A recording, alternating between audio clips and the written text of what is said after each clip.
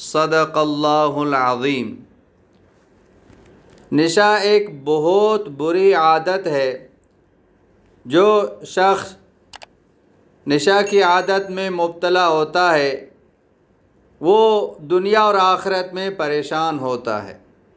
دنیا بھی خراب اور آخرت بھی خراب۔ نہ بیوی بچوں کا ہوتا ہے، نہ ماں باپ کا ہوتا ہے، اپنا سب کچھ اسی نشہ پر لگاتا ہے، اپنی عزت بھی کھو دیتا ہے، اپنا مال بھی ختم کر دیتا ہے، جسمانی اور روحانی نقصان ہے۔ اسی طرح نہ نماز، نہ تلاوت، نہ ذکر، کسی چیز کا ہوش نہیں رہتا۔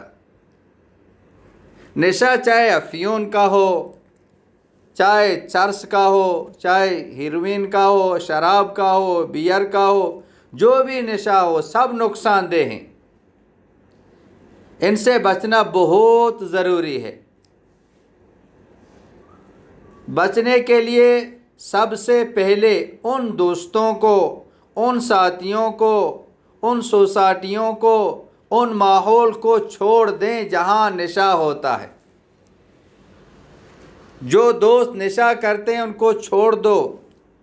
اللہ والوں کی صحبت اختیار کرو، نماز پڑھو، نماز کے بعد دعا کرو۔ نشہ کی عادت چھڑانے کے لیے ایک مجرب عمل ہے۔ یہ عمل شیخ الاسلام حضرت مولانا حسین احمد مدنی نور اللہ مرقدہ نے بتایا ہے۔ حضرت مولانا حسین احمد مدنی نور اللہ مرقدہ وہ ہستی ہیں جنہوں نے 18 سال مدینہ منورہ میں روزہ مبارک کے ساتھ بیٹھ کر حدیث پڑھائی ہے، 18 سال تک۔ تو شیخ الاسلام نے یہ بہت ہی مجرب عمل بتایا ہے۔